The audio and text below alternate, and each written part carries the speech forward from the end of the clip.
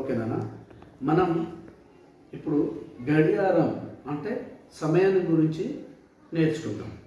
ఇప్పుడు ఈ చూడనని ఈ మొత్తం మనం ఒక రోజుకి ఎన్ని గంటలు ఉంటుంది? 12 అవర్స్ ఉంటుంది. అంటే మనం పగలు 12 గంటలు, రాత్రి 12 గంటలు, 12 కలిస్తే 24 గంటలు. అంటే ఒక రోజుకి ఎన్ని గంటలు? 24 గంటలు అయితే ఒక రోజు. ఓకే, అయితే ఇప్పుడు మనం ఈ ముళ్ళు ఉంది, ఇది చిన్న ముళ్ళు, ఇది పెద్ద ముళ్ళు ఉంది. అయితే ఈ పెద్ద ముళ్ళు దేన్ని చూపిస్తుంది? నిమిషాలను చూపిస్తుంది.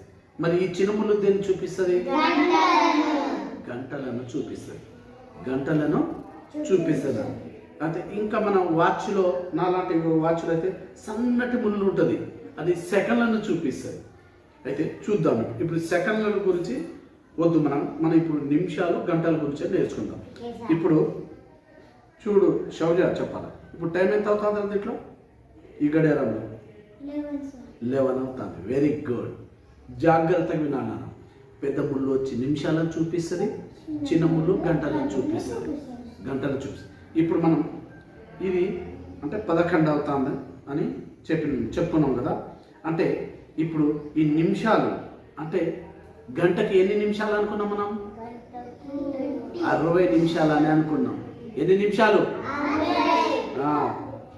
కరెక్ట్గా 12 పైన వచ్చినప్పుడు ఇప్పుడు 11, కరెక్ట్గా 11 అవుతుంది.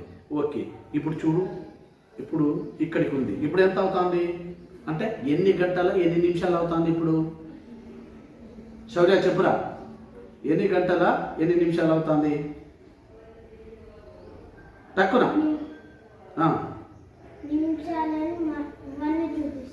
1 అంటే ఎన్ని నిమిషాలు? ఇక్కడ నుంచి ఈడికి 5 నిమిషాలు, మళ్ళా ఈ నుంచి ఈడికి 5 నిమిషాలు, ఇట్లా 5 నిమిషాలు.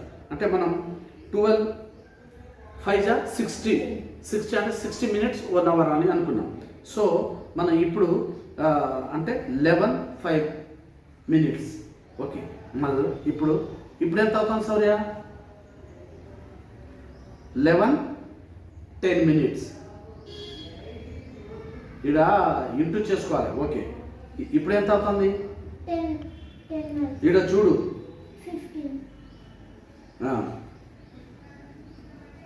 ఇప్పుడు ఎంత అవుతుంది? ఈడ ఎంత అవుతుంది?